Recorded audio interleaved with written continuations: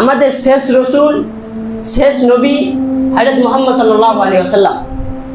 তো আমরা যে তার উম্মত, তো আমাদের কি করণীয়?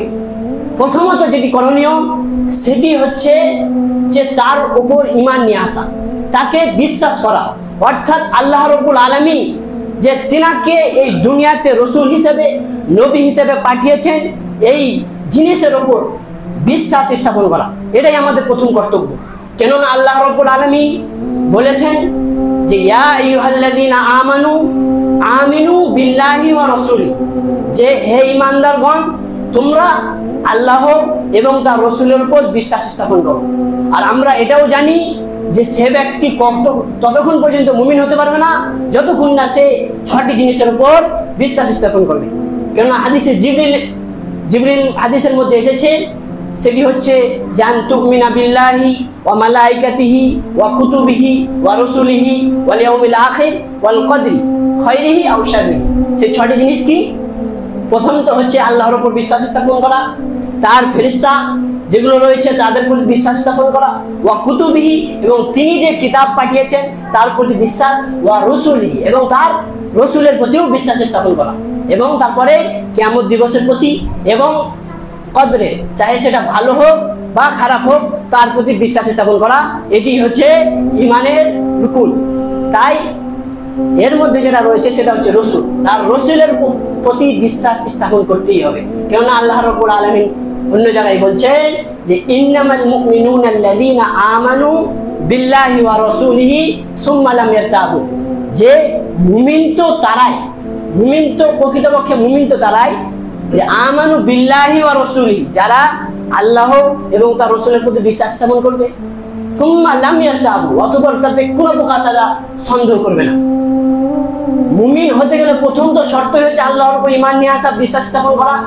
এই দুটি তো করে নিলেন, এবং এর পরেও যদি আপনি কোনো প্রকার সন্দেহ পোষণ করেন যে আল্লাহ রাব্বুল আলামিন আমাদের সৃষ্টিকর্তা না সৃষ্টিকর্তা নয়, আমাদের রব না রব নয়, আমাদের রুজিদাতা না রুজিদাতা নয়, এই বিষয়ে যদি একটু কুটিপূর্ণ যদি সন্দেহ থাকে, তাহলে আপনি এখনো মুমিনের ইতে পৌঁছাতে পারেননি, আপনি এখনো পরিপূর্ণ মুমিন হতে পারেননি। এবং তারপরে পরে যে রসুল রয়েছে এবং রসুল সম্পর্কে যদি আপনার সন্দেহ হয় যে একটা মানুষকে কিভাবে আল্লাহ তার রসুল করতে পারে, কিভাবে তার বান্দা করতে পারে, এসব জিনিসে যদি আপনার সন্দেহ থাকে, তাহলে আপনি এখনো মুমিন হতে পারেননি।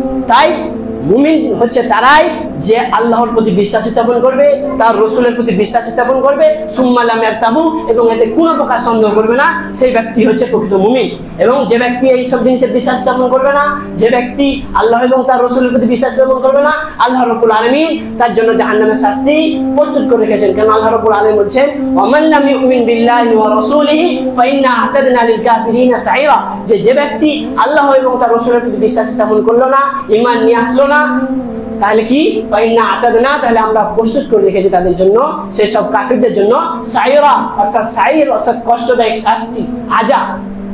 তাই আমাদের প্রথম যেটি কর্তব্য শেষ উম্মত হিসেবে, সেটা হচ্ছে মুহাম্মদ সাল্লাল্লাহু আলাইহি ওয়াসাল্লামের প্রতি ঈমান নিয়ে আসা, তাকে বিশ্বাস স্থাপন করা। কারণ এটি যদি আমরা করি তাহলে আমরা অবশ্যই জান্নাতে প্রবেশ করব। কেননা মুহাম্মদ সাল্লাল্লাহু আলাইহি ওয়াসাল্লাম হাদিসের মধ্যে বলছে মান আমানা বি ওয়া বিমা জিতু বিহি ফাকাদ দাখালাল জান্নাহ, যে ব্যক্তি আমার প্রতি ঈমান নিয়ে আসলো এবং আমি যে সব জিনিস নিয়ে এসেছি তার প্রতি বিশ্বাস স্থাপন করলো, ঈমান নিয়ে আসলো, ফাকাদ দাখালাল জান্নাহ, তাহলে সে ব্যক্তি জান্নাতে প্রবেশ করে গেল। তাহলে এখান থেকে স্পষ্ট যে আমাদেরকে প্রথম করণীয় যে মুহাম্মদ সাল্লাল্লাহু আলাইহি ওয়াসাল্লামের প্রতি বিশ্বাস স্থাপন করা, তিনি যে রসুল, তিনি যে নবী, সেটা আমাদেরকে ভালোভাবে ঈমান নিয়ে আসা, এবং কি করা, দ্বিতীয় যেটি রয়েছে তারপরে পরেই সেটি হচ্ছে তার ভালোবাসা, তার প্রতি ভক্তি ভালোবাসা থাকা, এটাই আমাদের করণীয়। কেননা হাদিসের মধ্যে স্পষ্টভাবে মুহাম্মদ সাল্লাল্লাহু আলাইহি ওয়াসাল্লাম বলছেন যে মান কানা লা ইউমিনু আহাদুকুম হাত্তা আকুনা আহাব্বা ইলাইহি মিন ওয়ালিদিহি ওয়া ওয়ালাদিহি ওয়ান নাসি আজমাইন, যে তোমাদের মধ্যে সে ব্যক্তি ততক্ষণ পর্যন্ত মুমিন হবে না যতক্ষণ পর্যন্ত সে তার নিজের সন্তান সন্ততি, তার পিতামাতা, ওয়ান নাসি আজমাইন, এবং সমস্ত মানুষের থেকে যতক্ষণ না পর্যন্ত সে মুহাম্মদ সাল্লাল্লাহু আলাইহি ওয়াসাল্লামকে বেশি না বাসবে, সে ততক্ষণ পর্যন্ত মুমিন হতে পারবে না। তাহলে এখানে স্পষ্ট যে মুহাম্মদ সাল্লাল্লাহু আলাইহি ওয়াসাল্লামকে অধিক, অর্থাৎ সমস্ত মানুষ, এমনকি নিজের স্ত্রী, সন্তান, সন্ততি, এমনকি পিতামাতা, এদের থেকেও মুহাম্মদ সাল্লাল্লাহু আলাইহি ওয়াসাল্লামকে বেশি ভালোবাসতে হবে। এটি হচ্ছে আমাদের দ্বিতীয় করণীয়। কেননা আল্লাহ রাব্বুল আলামিন কোরআনের মধ্যে বলছেন যে কুল ইন কানা আবাউকুম ওয়া আবনাউকুম ওয়া ইখওয়ানুকুম ওয়া আজওয়াজুকুম ওয়া আশিরাতুকুম ওয়া আমওয়ালুন ইফতারাফতুমুহা ওয়া তিজারাতুন তাকশাউনা কাসাদাহা ওয়া মাসাকিন তারজাউনাহা আহাব্বা ইলাইকুম মিনাল্লাহি ওয়া রাসূলিহি ওয়া জিহাদুন ফি সাবিলিহি ফাতারাব্বাসু।